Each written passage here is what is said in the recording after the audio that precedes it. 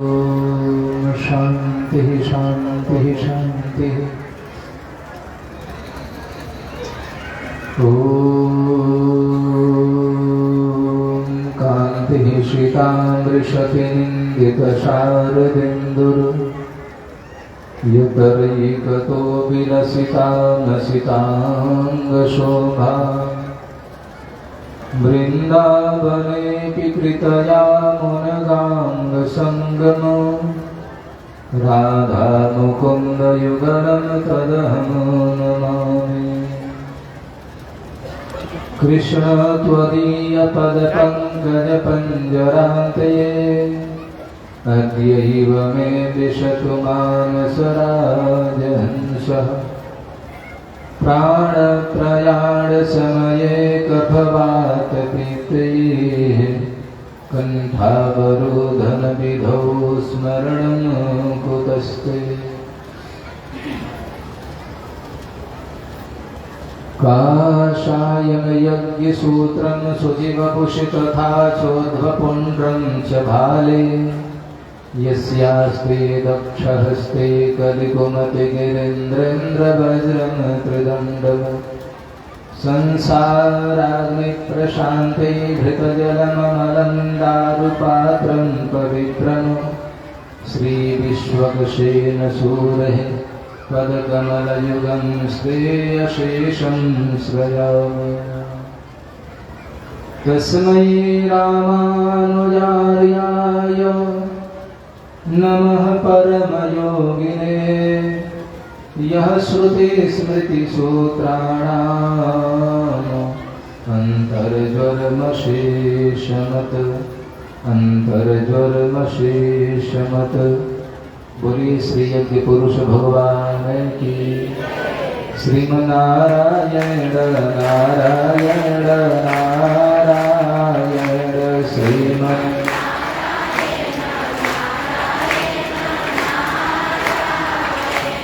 लक्ष्मी नारायण नारायण नारायण लक्ष्मी नारायण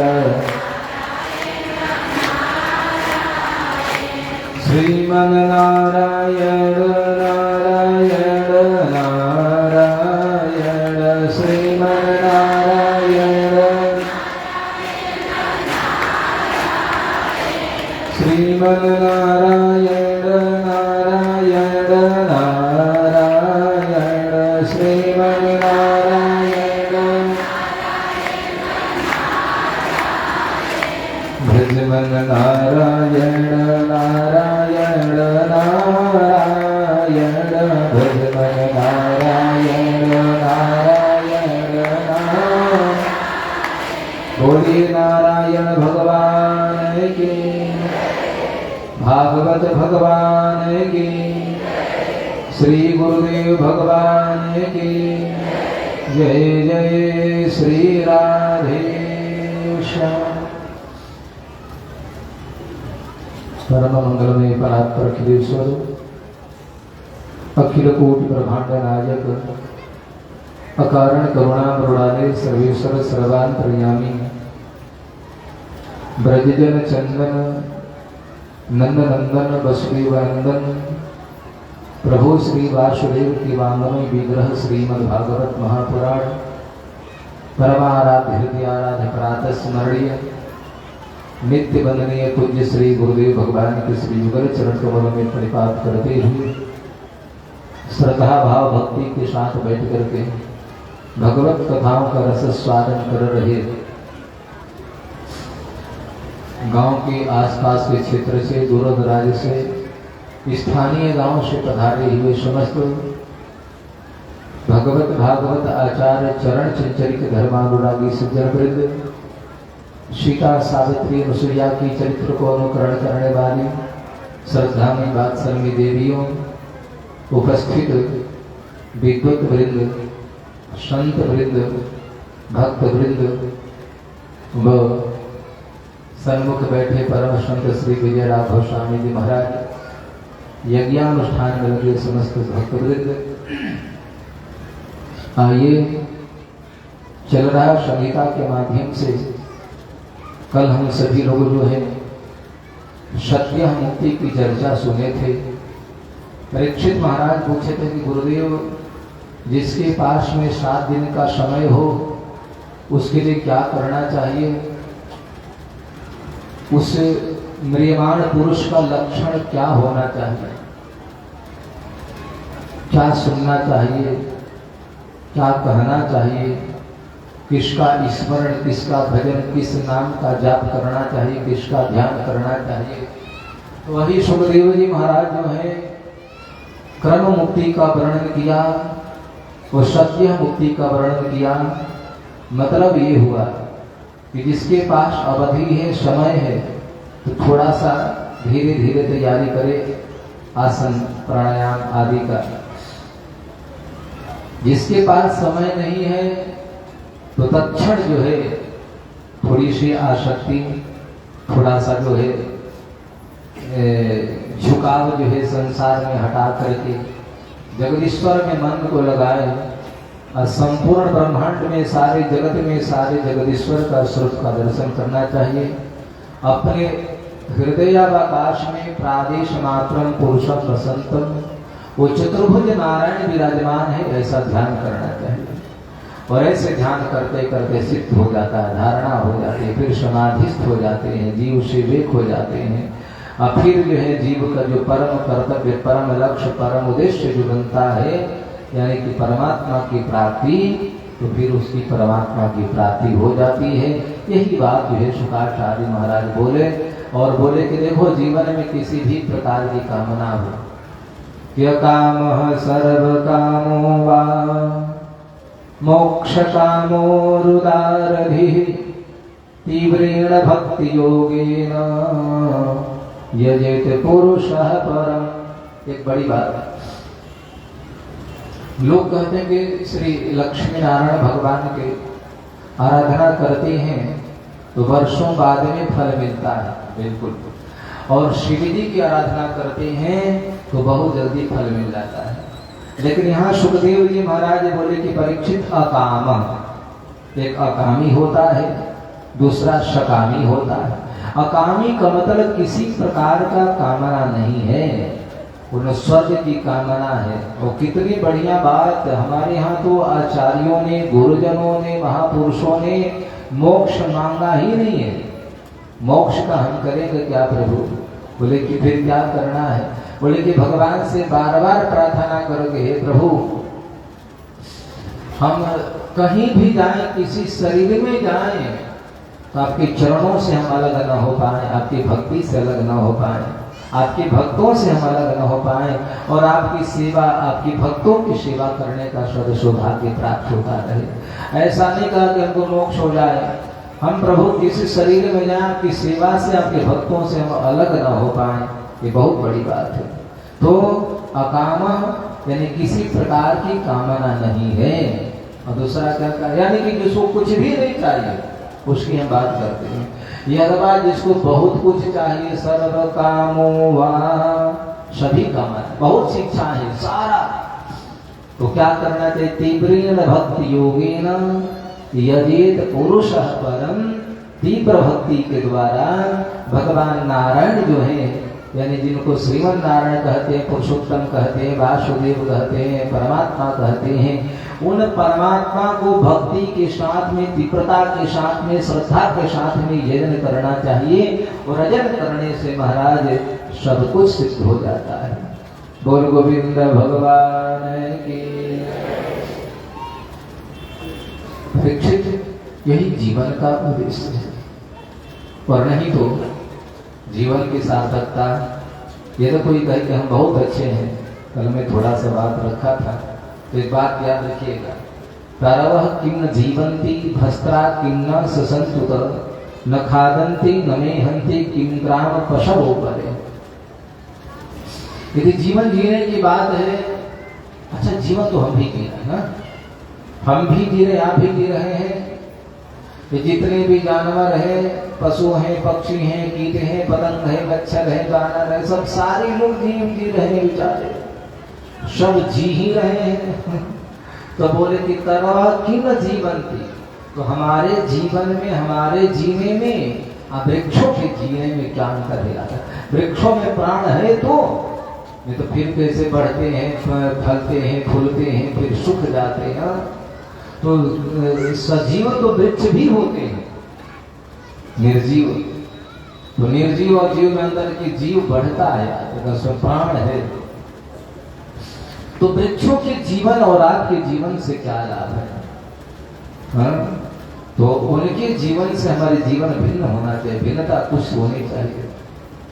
सर्वभिन्न जीवन थी। और रही बात श्वास लेने की बात है, तो हम और आप श्वास कब ले पाते हैं?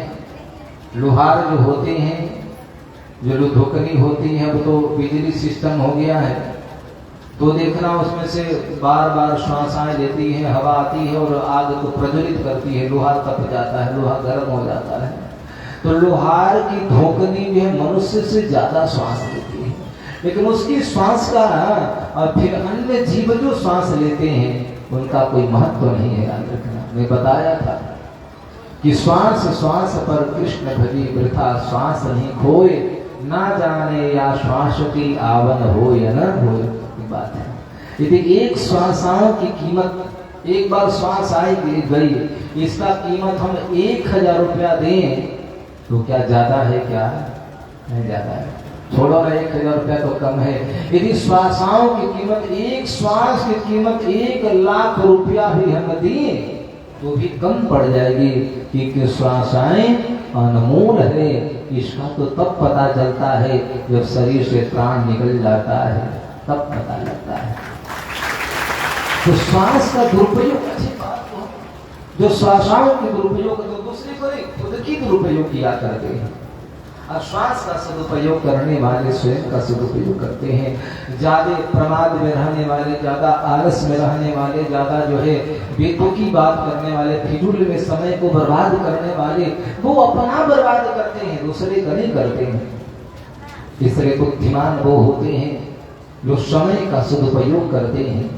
समय का दुरुपयोग करने वाला केवल रोता है, पश्चाताप होता है। इसलिए हम श्वासाएं ले रहे हैं तो श्वासाओं के साथ में सुमिरन होना चाहिए। हमारी श्वासाओं की विशेषता यही है। हाँ, हम कर सकते हैं, दूसरा कर नहीं सकता है। तो तरवह किर्ण जीवंती भस्त्रा किर्ण ससंतुत। अब रही बात तीसरी, न खादंती न मेहंती किम ग्राम पशवो परे। खाने पीने की बात है तो सारे जीव जंतु पशु पक्षी सब कुछ भोजन किया करते हैं, सारे लोग खाना खाते हैं। आहार निद्रा भय मैथुनम च सामान्य में तत्पशुर भी नारायण। खाना पीना सोना आदि तो सब करते ही हैं, तो किम ग्राम पशवो परे। तो आगे में कह दिया ये 4 संज्ञाएं जो है मनुष्य के लिए दिया है कि जो केवल अपने जीवन को खाने पीने सोने विदित करते, मैं नहीं करता हूँ। शुक्राचार्य महाराज बोले कि स्वविदवराहुष्ट करे संतुतः पुरुषः पशु नयत कर्ण कथा पेतो जातो नाम गदाग्रद। परीक्षित स्व कहते हैं कुत्ते को, कुत्ता भी तो जीवन जीता है। और एक बात सही है, कुत्ते में जो वफादारी होती है वो आजकल के मानव में कम रहती है। हमसे तो ज्यादा वफादार कुत्ता होता है, एक टाइम टुकड़ा खाता है, भोजन करता है, पूरी रात्रि पहरेदारी करता है और मालिक के लिए, अपने स्वामी के लिए जान तक दे देता है, लेकिन कोई शत्रु प्रहार नहीं कर पाते हैं। ये है तो स्व, तो खाना पीना लड़ना, ये बात याद रखना। मैं कई बार कहा हूँ, कई जगह देखा करता हूँ, आपस में लोगों की बड़े प्रतिस्पर्धा है, बड़ा जो है जीवन भी बड़ा टेंशन में दिया करते हैं, विवाद में दिया करते हैं। अरे जरा सोचो तो किस बात से लड़ाई झगड़ा करना है? क्या हम झगड़ा करके रह सकते हैं? क्या हम अशांत रह सकते हैं? नहीं कर सकते। तो फिर हम ये विचार, ठीक है गलती होती है, त्रुटियां हो जाती है, भूल हो जाते हैं, उससे भी हो जाती है, हमसे भी हो जाती है, लेकिन उस बात को गांठ बांध करके रखना के बाद जन्म दे दिया। लड़ने का काम मानव का नहीं है, मनुष्य का काम लड़ना नहीं होता है। लड़ने के काम जो है यदि सृष्टि में है तो ठीक, जानवर फानवर तो लड़ते ही हैं, लेकिन लड़ने काम जो है, भोंकने काम जो है, स्व कहते हैं कुत्ते को। आप देखेंगे श्वानवत घुर घुरा देते हैं, कुत्ते में मित्रता नहीं होती है, एक कुत्ते दूसरे को देख करके लड़ने लगते हैं, इसलिए लड़ने काम अच्छी बात नहीं है। दूसरी बात यह है कि आपस में कोई मनुष्य लड़ते हैं, कोई भी हो, मैं उसका नाम नहीं ले रहा हूँ, तो उसको देखने के बाद में बेचारे जानवर बड़े प्रसन्न होते हैं, कुत्ते वगैरह बड़े प्रसन्न होते हैं। राम राम राम। ब्रह्मा ने हम लोगों को बनाया भोंकने के लिए, लड़ने के लिए, लेकिन हम लोगों तो कम हो गए, ये ज्यादा हो गए, याद रखना। तो उनको भी बड़ी प्रसन्नता होती है कि चलो हमारे परिवार वालों की कमी नहीं, हमारी संख्या कम नहीं है, भला ही देखने में हमारी पूंछ है, 4 पैर वाले हैं, लेकिन वो भी हमसे कम थोड़े हैं। अरे हमारा काम भी लड़ना झगड़ना, का भी काम लड़ना झगड़ना है, हाँ? इसलिए मनुष्य को विवेक से काम करना चाहिए, लड़ने का काम मानव का नहीं होता है। स्विदवरा हुष्ट खरई, विदवरा कहते हैं सुअर को, शूकर। अच्छा एक बात, लोग कभी कभी बड़े शांत और आनंद रहते हैं, कहते अपने को यार कोई टेंशन नहीं है, अपन तो मस्त रहते हैं। क्यों भाई? अरे कोई पता नहीं यार, बैंक में बैलेंस पड़ा है, रुपया पड़ा हुआ है, मकान बन रहा है, बेटों की शादी होगी, बेटियां अपने घर चली गई है, और अपना काम क्या है? बस केवल खाना पीना, थोड़ा सा बाजार में घूम लेना, और इससे ज्यादा काम क्या है ना? यदि खाने पीने से आपकी सार्थकता है तो ग्रंथकार आपकी गणना अच्छे लोगों में नहीं होती है, आपकी गिनती अच्छी जगह में नहीं होती।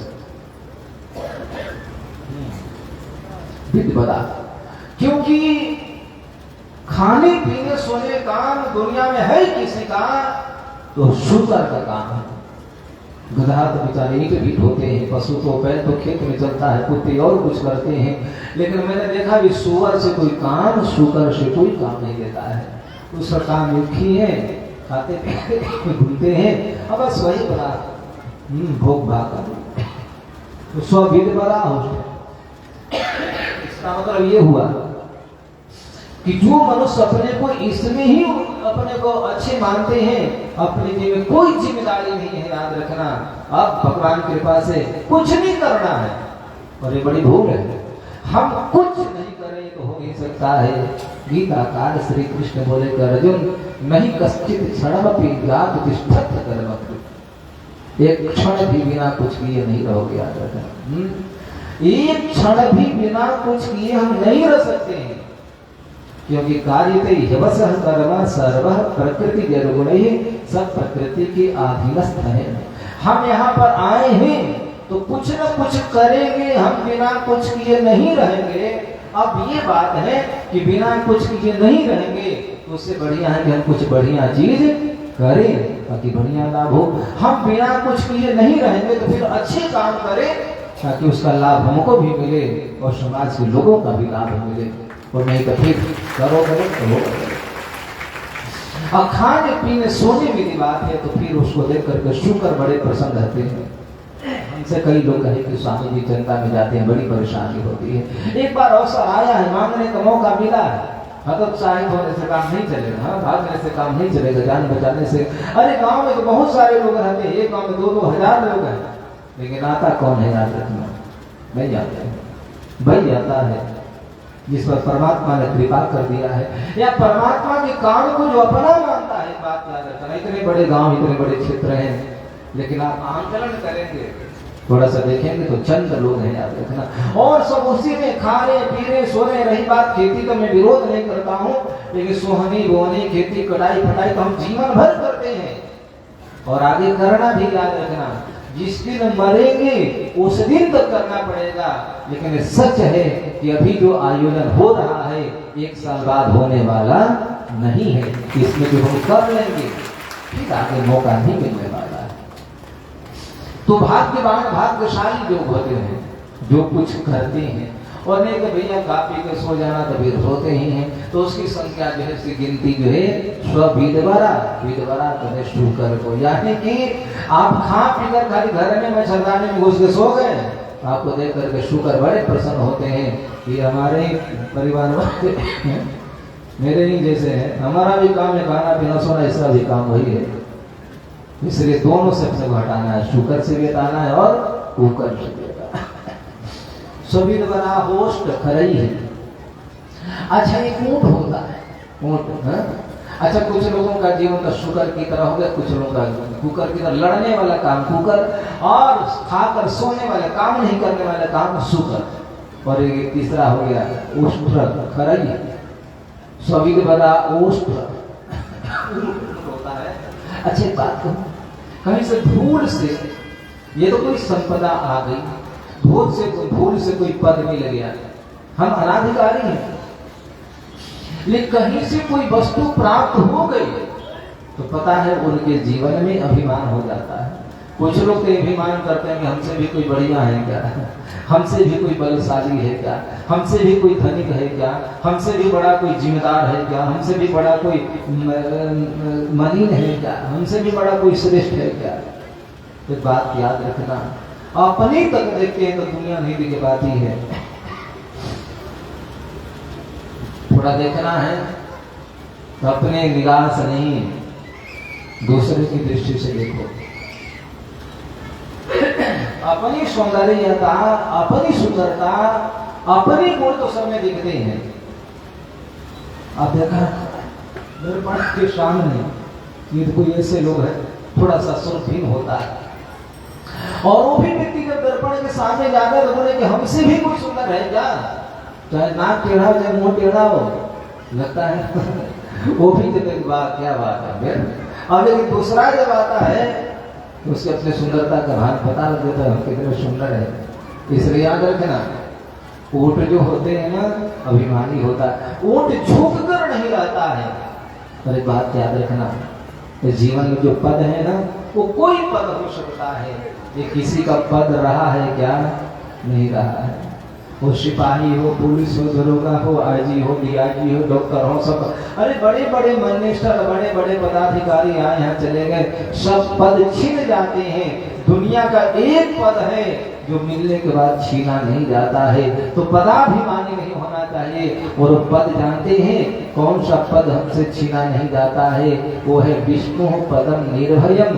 भगवान विष्णु का पद जो है जिसको एक बार प्राप्त हो जाता है फिर उस जीव से कभी छुटकारा नहीं जाता है। तो सब लेकिन और सब पद में जो भय है याद रखिएगा, लेकिन पदाभिमानी ऊंट बहुत, तो थोड़ा धन मिल गया, थोड़ा पद मिल गया, थोड़ा रूप मिल गया, थोड़ा सा यौवन मिल गया, थोड़ा सा और कुछ मिल गया तो हमको अभिमान हो जाता है। ऊंट कहता है कि तुम मेरे जैसे हो, जैसे मैं हूँ वैसे तुम हो। और वैसे तो देवालय में जाए, मठे में जाए, मंदिर में जाए, साधु के पास, संत के पास कोई फर्क नहीं पड़ता है, वो तो कहीं झुकना जानते ही नहीं, याद रखना।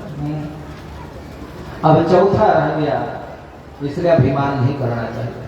चौथा क्या है, खरई। खर कहते हैं गधे को। कुछ लोगों का जीवन भी गधों की तरह है, गधे में उनमें कोई खास अंतर नहीं है। अच्छा गधे का काम क्या है, गधे का काम है परिश्रम करना, काम करना। और आप देखे होंगे, होश संभालेंगे, जब से गधा क्या समझे बड़ा हुआ, जवान हुआ, अरे जवान का बचपन से उसके ऊपर में बेचारे भार लाद देते हैं लोग, कोई ईंट लग देगा, कोई बालू लग देगा, कोई मिट्टी लग देगा, कोई घोर लग देगा, कोई कुछ लगेगा, कुछ गेहूं लग देगा। कुछ व्यापारी लोग चावल का भी बिजनेस किया करते हैं, लाद करके यहाँ से वहाँ। अब कुछ पर तो आदमी भी लग जाते हैं, घोड़े वगैरह पर, गधों पर बैठा करके, खच्चर जो होते हैं ना, देखना। तो कुछ लोग बोले कि महाराज हम काम नहीं करें तो क्या करें, हम नहीं रहेंगे तो कौन करेगा। अब ये विचार करने की बात है। अरे भले आदमी, आप जब नहीं थे तभी भी काम हो रहा था, आप जब पैदा नहीं हुए थे, जन्म नहीं रहे तभी आपके मकान थे, दुकान था, और ये सब जो है जमीन जायदाद, खेती, व्यापारी, सब कुछ हो रहा था, चल रहा था। आपके भी माता पिता जीवित थे, ऐसा नहीं कहा पाए कोई जीवित किए हैं। और एक बात बहुत याद रखना चाहिए, हम जब नहीं रहेंगे तभी भी दुनिया का काम ये चलता रहेगा। हम नहीं थे तभी भी काम हो रहा था, हम हैं तो भी काम हो रहा है। और तीसरी बात ये है कि हम नहीं रहेंगे तो भी काम रुकने वाला नहीं है, तो हमको उतना ही करना। जितना हो सके आदमी। ये कुछ लोगों का जीवन राम राम जो सुबह चालू करते हैं, सुबह चालू होने के बाद में रात्रि की 12-2 बज जाता है, फिर उसमें लगते हैं, फिर वही तो देख करके गधे बड़े प्रसन्न होते हैं। हमको तो मालिक 1 मिनट का चैन नहीं देता है, आराम करने का समय नहीं देता है। मैं तो उसका अधीन हूँ, लेकिन मनुष्य किसके अधीन है? लेकिन अति श्रमी व्यक्ति को देख करके गधे बड़े प्रसन्न होते हैं। सुखदेव जी महाराज बोले कि नयत कर्ण कथा पे तो जातो नाम गदाग्रज स्वविद बरा होष्ट खरई। इसनु का जीवन कुत्ते, शूकर, ऊंट और गधे के समान है, इसके पशु के समान है। नयत कर्ण कथा पे तो जातु नाम गदाग्रज। जो मनुष्य होने के बाद में, मनुष्य शरीर मिलने के बाद में जो भगवान की कथाओं का श्रवण नहीं किया करते हैं, वो किसी पशु से कम नहीं है, याद रखना। तो क्या करें महाराज?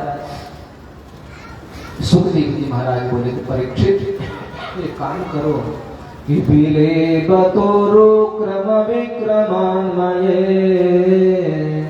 न शृण्वतः कर्णपुटे नरस्य जिह्वा सतिर्दादुरनेकसूत न चोप्युगायत्युरुगाय गाथा। अब कान जो मिला, कान तो सबके पास है, हम लोग के पास है, पशु के भी काम है, सर्प भी सुन लेता है, चक्षु श्रवा कहा जाता है। तो कान जो मिला है, तो सुखदेव जी महाराज बोले कि बिली बतोरु, वो कान कान नहीं है, बिल के समान है। कौन सा? न सिन्वतः कर्णपुटे नरस्य। जो मनुष्य कर्णपुट से यानी कान से कथा नहीं सुनते हैं, उसका कान जो है बिल के समान है। इसलिए जिन हरि कथा सुनी नहीं काना श्रवण रंध्र अहि भवन समाना। राम कथा जे सुनता यघाहि रस विशेष जा नाती नाहि। राम कथा श्रवण सुजस सुन आयो प्रभु भंजन भवभीर। भक्त ने कहा कि प्रभु मैं सुना हूं, किसे? श्रवण सुजस सुन, हमें कान से आपके सुजस को सुना हूं, आपके पास में आया हूं। इसलिए जिन्होंने कथा सुनी नहीं काना, गोस्वामी जी महाराज ठीक इसी श्लोक का अर्थ करते हैं, भाव प्रकट करते हैं। उसका कान जो है, जो कथा सुन नहीं सुनता है, उसका कान अहि भवन समाना, बिल के समान, सर्प के रहने के योग्य। और दूसरा क्या कहा? जीवा सतिर्दादुरनेक सूत न चोप्युगायत्युरुगाय गाथा। उसकी जिह्वा मेढक की जिह्वा के समान है। अभी कितनी शांति से माता बैठी, थोड़ा सा छूट दे दिया जाए तो पंडाल में भूचाल आ जाएगा। थोड़ा सा मौका दे दिया जाए तब देखो। लेकिन अभी बड़ी शांति से बैठे, इसी तरह से शांति से रहना भी चाहिए। बोले कि जिह्वा से भगवान की गाथाओं को वर्णन नहीं किया करते, गुणानुवाद किया नहीं किया करते हैं, उसका जीभ जो है मेढक की जिह्वा के समान है। अरे मेढक क्या करेगा? राम राम थोड़ी करेगा। मेढक जब भी करेगा तो टर टर टर टर करेगा, और क्या करेगा महाराज? आपकी बात मेढकों ने जैसा बोलिए, बारिश होती है, सुनते हैं कि मेढक बोलते बड़ा बारिश होती है, और की बार वो बोलना बंद कर दिया है कि बारिश कब हुई है। तो हमारी भी जीवा मेढक की जीवा के समान है, जो नहीं किया करते हैं, कीर्तन नहीं किया करते हैं। इसलिए राजा राम राम राम राजा राम राम राम राजा राम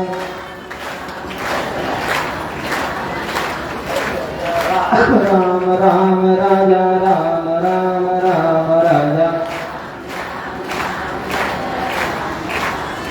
राजा राम राम राम राजा राम राम राम राजा राम राम राम राजा राम राम राजा राम राम राम राजा राम राम राम राजा राम राम राम।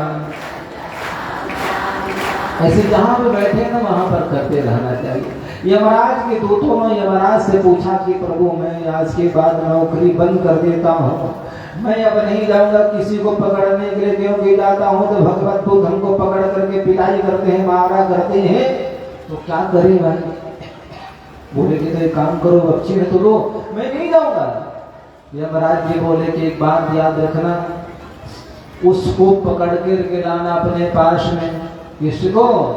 जिह्वान भक्ति भगवद गुण नाम ध्येयम चेतश्च न स्मरति तच्चरणारविन्दम् कृष्णाय नो नमति यदीक्षरापि तानानयध्वमसतो कृत विष्णुकृतयान।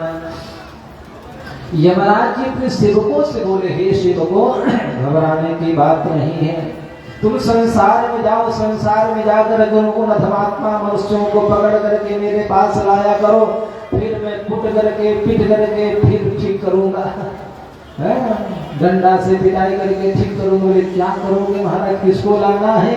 बोले जिह्वान भक्ति भगवत गुण नाम ध्येयम, जो जीभ से श्री सीताराम सीताराम नहीं कहा करते हैं, चित्त से परमात्मा के चरणों का चिंतन नहीं किया करते, उनको पकड़ लाना। और कभी भगवान का नाम का जो जाप नहीं किया करते हैं, ताना नयत धमस, तो ऐसे अधमात्मा व्यक्ति को पकड़ करके लेकर आओ। इसका मतलब ये है मतलब भाव ये है कि जिसको यमराज के पास जाना है वो कीर्तन न करे, और जिसको भगवान के पास जाना है उसको कीर्तन करना चाहिए। अब यमराज से कौन नहीं बचना चाहता है?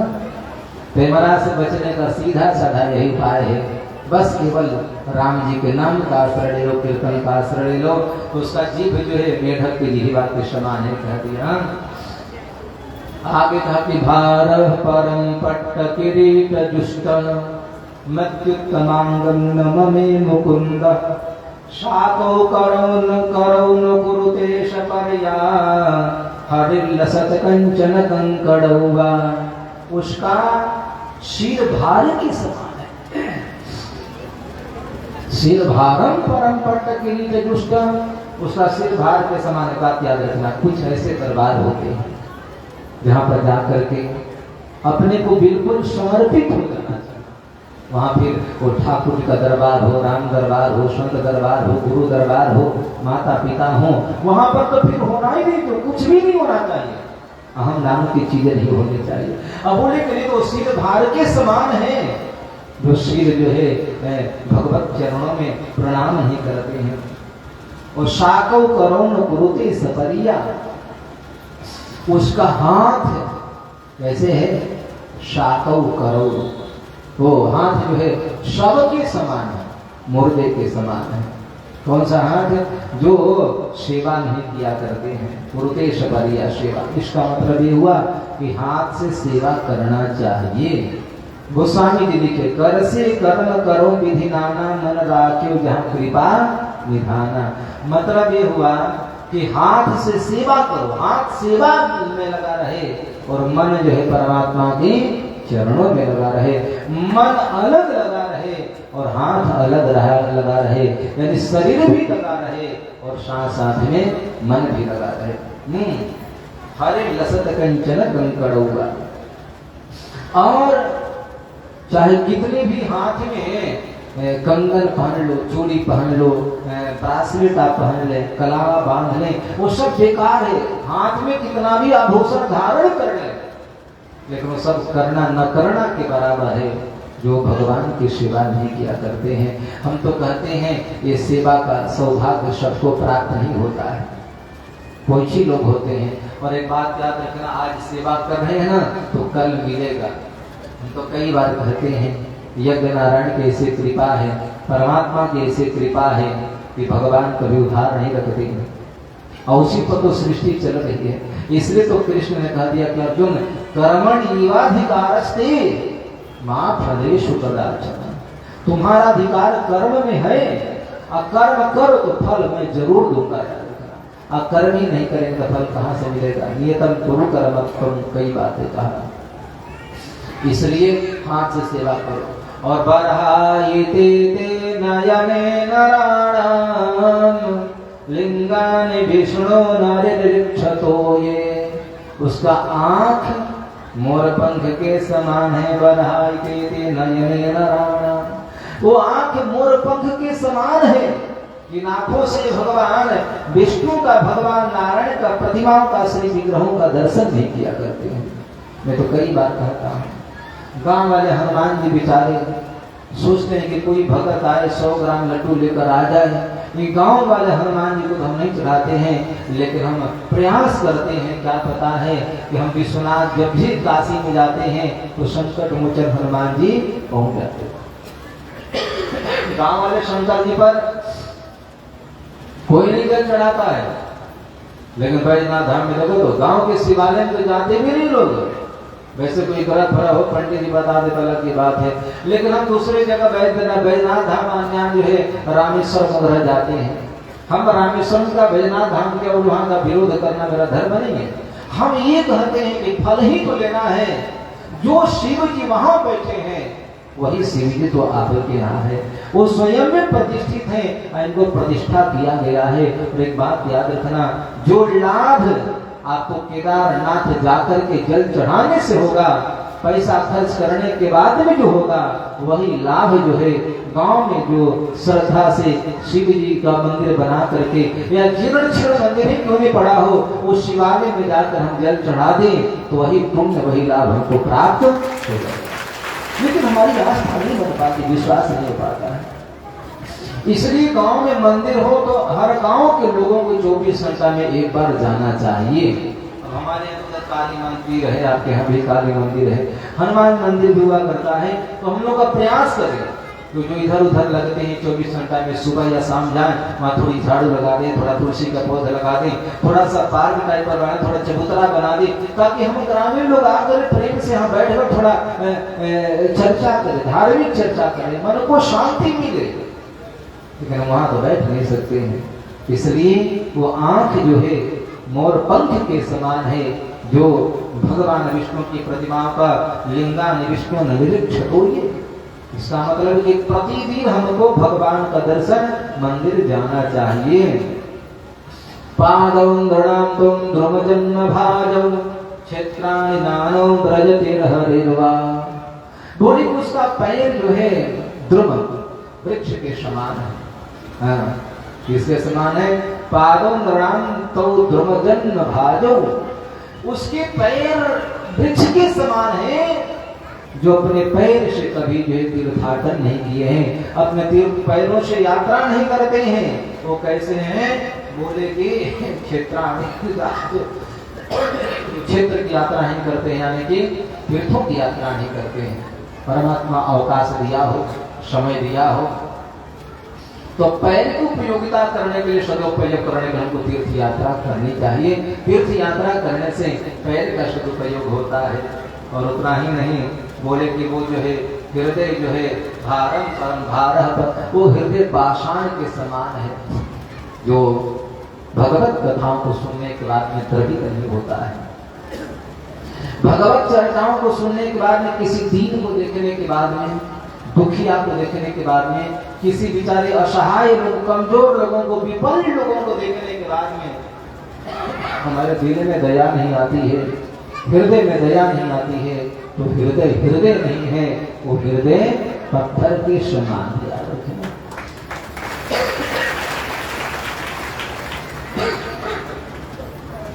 गोस्वामी जी महाराज को लिखना पड़ा कि परहित सारीसा धर्म नहीं भाई, पर पीड़ा सम नहीं अधमाए, परहित सारीसा।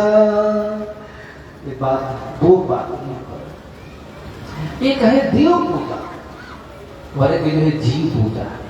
दो जीव पूजा में जीव इंसान नहीं, जीव पूजा का मतलब हमारे सामने एक भगवान का श्री विग्रह है और दूसरी बात बगल में बैठा हुआ भोजन के व्यक्ति के बिना परेशान है, पानी से तड़प रहा है।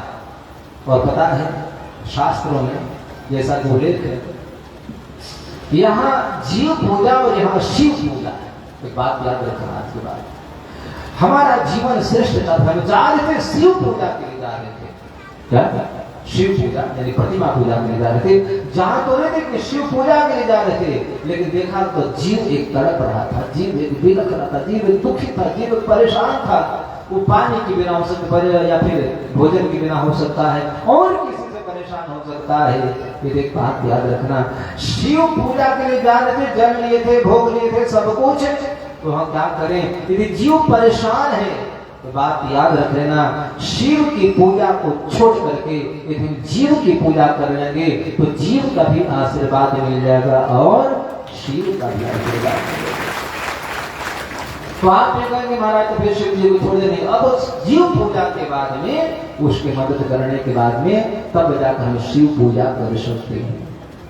हमारे स्वामी जी महाराज कहा करते थे, खेती व्यापार नौकरी करते हुए, पशुपालन करते हुए, घर में कृषि कार्य करते हुए भगवत आराधना, भगवत साधना, भगवत भजन जरूर करना चाहिए। सदगृहस्थ के लिए कहा करते थे और यही सदग्रंथ कहा करते हैं, महापुरुष लोग कहा करते हैं। इसलिए बोले कि वो लोग नहीं है, इसके देखने के बाद में द्रवित नहीं होता, तो पाषाण, वो हृदय पत्थर के समान है। इस प्रकार से सब कुछ वर्णन किया। तब जाकर के राजा परीक्षित ने कहा कि प्रभु समीचीनं वचो ब्रह्मन् सर्वज्ञस्य तवानघ तमो विनशतिर्मह्यं हरेः कथयतः कथाम्। प्रभु मैंने जो पूछा था आपने बताया और बात समझ में आई हमको, जिससे कि अब हम ये पूछ रहे हैं कि प्रभु जी ने भगवान नारायण जो है यहाँ पर आते हैं तो क्या करने के लिए आते हैं? याम याम संति मुपाश्रित्य पुरुष शक्ति परः पुमान आत्मानं क्रीडन करोति विकरोति च। भगवान नारायण जो है इस दुनिया का सृजन कैसे करते हैं? इस परमात्मा संपूर्ण दुनिया का सृजन कैसे करती हैं? क्योंकि नूनं भगवतो ब्रह्मन् हरेरद्भुत कर्मणः दुर्विभाव्यमिवा भाति कभिश्चापि चेष्टितम्। भगवान श्रीमन नारायण उनके गुणानुवादों का वर्णन करें, उनके स्वभाव का, भाव का, प्रभाव का। अब भगवान इस जगत का सृजन कैसे करते हैं, आप ये भी बात बताएं ना। कोई कहता है कि परमात्मा का अवतार इसलिए होता है, कोई कहता है कि परमात्मा का अवतार क्रीडन विदन्ते वो सुराणाम क्रीड़ा करने के लिए होता है। कोई कहता है कि भगवान का अवतार जो है पृथ्वी के भार को दूर करने के लिए हुआ करता है। लेकिन मैं आपसे मुझे से सुनना चाहता हूँ, भगवत का अवतार क्यों हुआ करता है? भगवान इस सारी दुनिया का सृजन कैसे करते हैं? जब भगवान थे और कोई नहीं था तो इस संपूर्ण विश्व का रचना कैसे हुआ? ये सारी बात बताइए। तब जाकर के शुक्राचार्य महाराज अब जो है भगवान नारायण का ध्यान किए कि जैसे हम लोग कथा प्रारंभ करते हैं, उसके पूर्व जो है कुछ मंत्रों का स्मरण किया करते हैं, भगवान का ध्यान किया करते हैं और परमात्मा से प्रार्थना करते हैं, हे प्रभु आप वो शक्ति दें ताकि मैं आपका गुणानुवाद कर सकूं, हमको सामर्थ्य दें, बात शक्ति दें कि मैं आपको गुणानुवाद करूं। एक बात याद रखना, हम कितना भी पढ़ लें, योग्यता मेरे पास हो जाए, लेकिन परमात्मा की कृपा जब तक नहीं होगी तब तक हम कथा नहीं कर सकते। दो बातें हैं, भगवान की कथा वही करता है जिस पर भगवान की कृपा है। दूसरी बात, भगवान की कथा भी वही सुनता है जिस पर परमात्मा की विशेष कृपा है। विशेष कृपा नहीं होगी हम कथा सुन नहीं सकते। भगवान की कृपा मुझ पर है, देखो वो कृपा है, बात याद रखना। जैसे एक पिता की 4 संतानें 5 संतानें होती तो ऐसा नहीं है कि पिताजी केवल एक ही को मानते हैं, नहीं। 4 बेटे हैं तो चारों संपत्ति के प्रति पिता का वात्सल्य प्रेम सब कुछ रहता है। ऐसा नहीं कि उसका प्रेम स्नेह और भाव नहीं रहता है। लेकिन ये भी समझने की बात है कि 4 बेटे हैं, लेकिन 4 बेटों में पिता उसको ज्यादा मानते हैं, माता उसको ज्यादा मानती है। माता पिता का आशीर्वाद का भाजन वो पुत्र ज्यादा होता है, अधिकारी विशेष होता है। कौन? जो माता पिता की आज्ञा का पालन किया करता है, माता पिता का सेवा किया करता है। उसी प्रकार से परमात्मा की कृपा तो हम सब मनुष्यों पर है। स्वयं राम जी ने कहा है कि सब मम प्रिय मम सब उपजाए शबते अधिक मनुज मोहि भाए। सब मम प्रिय, भगवान बोले कि सब हमारे प्रिय हैं, सबको मैंने सृष्टि किया, सबको मैंने बनाया है। जितना भी देख रहे अंडज पिंडज राई पशु पक्षी कीट पतंग मानव दानव स्त्री पुरुष है, सबको मैंने बनाया, सब पर मेरी कृपा है। लेकिन सब हमारे हैं, हम सबके हैं, कि उस सब में भी सब ते अधिक मनुज मोहि भाए। बोले कौन सब में यदि मैं किसी को जानता हूँ, यदि किसी को जानता हूँ तो है मनुष्य। तो मनुष्य क्यों कहते हैं पता है? मनुष्य एक ऐसा है कि भगवान की आज्ञा मान सकता है। मनुष्य ही एक ऐसा है कि भगवान की सेवा कर सकता है। तो जो सेवा करता है अधिकारी वही होता है। इसलिए भाई कहने का भाव मेरा इतना है कि परमात्मा की कृपा मेरे ऊपर है। इस बात का अनुभव हम कैसे करेंगे? तो इसका अनुभव यही करेंगे कि हम परमात्मा की सेवा में लग गए हैं। क्या समझे? परमात्मा की सेवा में हम लगे पड़े हैं। वो कथा हो सकती है, चंदा हो सकता है, भजन हो सकता है, कीर्तन हो सकता है, स्वाध्याय हो सकता है, उनकी प्रतिमाओं का पूजन हो सकता है, यज्ञ निर्माण हो सकता है, या फिर कोई भी परमात्मा संबंधित हम काम में लगे पड़े हैं। तो ये समझना चाहिए कि हम परमात्मा के निकट हैं और यही परमात्मा की हमारे ऊपर कृपा है कि सेवा ले रहे हैं। बहुत सारे लोग हैं, इसलिए विद्वता बात अलग है, कथा करनी बात अलग है। सुखदेव जी महाराज अब सोचे कि अब भगवान का ध्यान करें, क्योंकि परीक्षित ने पूछा है कि ब्राह्मण ने गुरुदेव बताएं भगवान सृजन कैसे करते हैं, परमात्मा सृष्टि कैसे करता है। तब जाकर के सुखदेव जी ने ध्यान किया, ताकि भगवान की कृपा नहीं होगी तो मैं कथा बोल नहीं पाऊंगा। अब भगवान की कृपा नहीं होगी तो पंडाल में आएंगे नहीं, और दैवयोग से आ भी गए और खड़े रहे, और खड़े के बाद बैठेंगे नहीं। हो सकता कथा पंडाल में बैठ भी गए, कोई बात नहीं, कथा में बैठ गए, लेकिन परमात्मा की कृपा तब माननी चाहिए कब?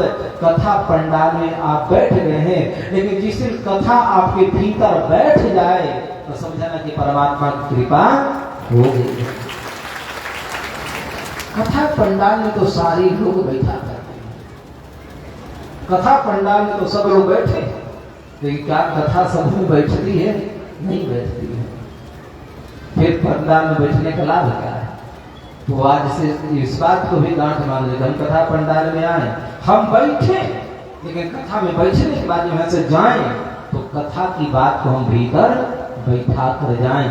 बहुत तो नहीं, एक गांव से 4 लोग आए होंगे और 4 लोग भी कथा को बैठा कर जाएंगे। फिर बात याद रखना, हम तो कम लोगों को सुधार पाएंगे, लेकिन 4 लोग जो कथा को हृदय में बैठा कर जाएंगे और जब वो वहां जाकर जब चर्चा करेंगे तो 4 से 400 सुधर जाएंगे, और 400 से 4000, और 4000 से 4 लाख लोग सुधर जाएंगे। कब? एक गांव में 4 लोग सुधर जाएंगे तब, और तब सुधरेंगे जब उसके भीतर कथा बैठ जाएगी। तो सुखदेव जी महाराज ने ध्यान किया, नमः परस्मै पुरुषाय भूयसे सदुद्भवस्थान निरोध लीलया गृहीत शक्ति तृतयाय देहिनां मंतर भवानो कलक्ष वर्तमने यत् कीर्तनं यत् स्मरणं यदीक्षणं यदध्वनं यत् श्रवणं यदर्हणं लोकस्य सद्यो विधुनोति कल्मषम् तस्मै सुभद्र श्रवसे नमो नमः।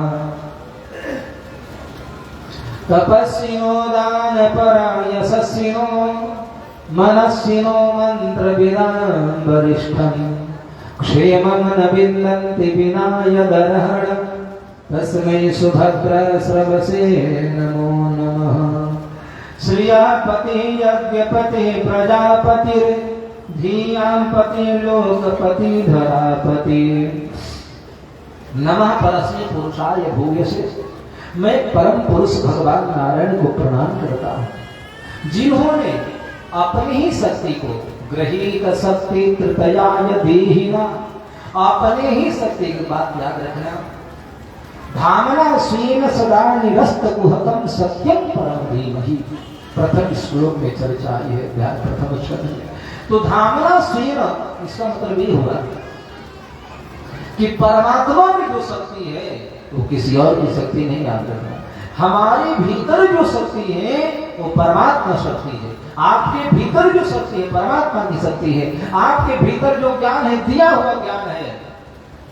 आपके भीतर जो बल है वो दिया हुआ बल है, आपका बल नहीं है, याद रखना। लेकिन यहाँ मैं ऐसे भगवान नारायण को पुरुषोत्तम को प्रणाम करता हूँ जिसको सदुद्भव स्थान निरोध लीलया, उद्भव की स्थिति और लय करते हैं, सृजन पालन विसर्जन करते हैं, उन भगवान को प्रणाम। गृहीत शक्ति अपनी शक्ति के, वो तो स्वयं शक्तिमान है, याद रखना। इसका मतलब ये हुआ कि हमारे भीतर जो शक्ति है, शक्ति के संचार है, वो वाचा शक्ति। देखो मैं पहले बताया था ध्रुव जी महाराज ने कहा कि प्रभु योऽन्तः प्रविश्य मम वाचमिमां प्रसुप्तां पुरुषाय तुभ्यम्, ऐसे प्रभु को भी प्रणाम करता हूँ करके बोले कि मैं आपको प्रणाम इसलिए करता हूँ आपने कृपा करके हमारे भीतर जो सोई हुई जो वाणी थी, शक्ति जो था उसको आपने जागृत कर दिया। 6.5 वर्ष का ध्रुव ने भजन किया भगवान का, परमात्मा ने कृपा किया। स्पर्श कालम कृपया कपोले, वो कालम स्पर्श कराया। तो ऐसा नहीं कि ध्रुव जी की वाणी ही खुली, योऽन्तः प्रविश्य मम वाचमिमां, जो मेरे भीतर प्रवेश करके मेरे सोई हुई वाणी को जिसने जागृत कर दिया, ऐसे प्रभु को मैं प्रणाम करता हूं। इसका मतलब ये हुआ कि वाणी अलग है, मुख अलग है, तो वाचा शक्ति अलग है। मुख होने के बाद हम बोल नहीं सकते। बहुत से मुख वालों को देखा मैं गूंगे होते हैं, लेकिन मुख में जो वाचा शक्ति है, बोलने की शक्ति है, यही तो शक्ति परमात्मा की है। और परमात्मा शक्ति नहीं देते हैं तो हम मुंह होने के बाद भी बोल नहीं पाते हैं। मैं देखा हूं प्रभु मूकं करोति वाचालं पंगुं लंघयते गिरिं। मैंने बहुत लोगों को देखा हूं कि पंगु लंघयते गिरिं, जो चल नहीं पाते लंगड़े लोग, वो आपकी कृपा से दौड़ने लगते हैं। तो पैरे में जो शक्ति है जो भार उठाकर चल रहा है, वो भी परमात्मा की शक्ति है। इसलिए गृहीत शक्ति, एक बात का एहसास होना चाहिए और अभिमान नहीं होना चाहिए कि हमारे भीतर जो ज्ञान है या फिर हमारे भीतर जो शक्ति है या बल है, जो भी कुछ है, ये भगवान का दिया हुआ है। लोग कहते हैं कि हम कैसे भगवान को माने, हम देखे हैं क्या रे भीतर क्या बताऊं। इसलिए देहिना मंत्र भगवान वर्तमने, जो भगवान भीतर भी है वो भगवान बाहर भी है। वो कैसा है परमात्मा? यत् कीर्तनं यत् स्मरणं यदीक्षणं यदध्वनं यद् श्रवणं यदर्हणं लोकस्य सद्यो विधिनोति कल्मषं तस्मै सुभद्र श्रवसे नमो नमः। यत् कीर्तनं, बात याद रखना, ऐसे ही विश्वास करके कीर्तन करना चाहिए। लोग कहते हैं महाराज कीर्तन से क्या होता है? अच्छी बात कहूं, किसी व्यक्ति को मैं उदाहरण रूप में दे रहा हूं, उसका नाम लेकर के वो 50 उल्टा सीधा बात कर दिया। तिराहा चौराहा दुराहा घाम। पता चला किसी ने कहा कि भाई मेरे तुम्हारे विषय में तो तिराहा दुराहा चौराहा कोई छोड़ता नहीं, हर जगह वही चर्चा करता है। बोले भाई मैंने कुछ बिगाड़ा नहीं, क्यों हमारा कर रहा है? तो फिर किसी दिन न किसी दिन पकड़ लेगा, क्यों भाई क्या बात है, क्यों हमारी बुराई करते हैं, क्यों उल्टा सीधा बोलते, क्यों गाली देते हो, तब पता लग जाएगा। ऐसे ही किसी व्यक्ति की निंदा स्तुति करने के बाद उसको पता लग जाएगा तो फिर आपको बता देगा। ऐसे जो कीर्तन करते बोले कि लाभ नहीं मिलता है, लाभ कैसे दिखे? एक बात याद रखना, कीर्तन करो तो सही। बोले कि यत कीर्तनम, कीर्तन करोगे तो क्या हो जाएगा? बोले कि हमारी जो नर्तकी है जो माया उससे बच जाओगे। और दूसरी बात है कि यत कीर्तनम, जो उनके नाम का कीर्तन करते हैं, यत स्मरणम, जो उनके नाम का स्मरण करते हैं, जो कीर्तन भी करते स्मरण भी करते हैं, यत श्रवणम यदर्हणम, जो दोनों कानों से भगवान की कथाओं को श्रवण करते हैं। तो शुकाचार्य महाराज बोले कि लोकस्य सत्यो विघ्नोति कलमसम, लोकस्य संसार के सारे पाप जो है सत्य है कि बहुत जल्दी, लोकस्य सत्यो विघ्नोति कलमसम, संसार के सारे पाप से छूट जाता है और छूट करके भगवान के धाम को मुक्त हो जाता है। ऐसे तस्मै सुभद्रा सर्वसे नमो नमः। ऐसे में परमात्मा को प्रणाम करता हूँ। बोलो गोविंद भगवान की। श्रीमन्नारायण नारायण नारायण श्रीमन्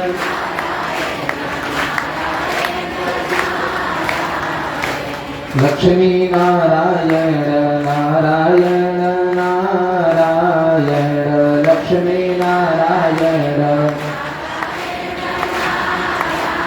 बोलिए लक्ष्मी नारायण भगवान की, श्री गुरुदेव भगवान की, यज्ञ पुरुष भगवान की, श्री स्वामी जी महाराज की जय जय। श्री राधे श्याम।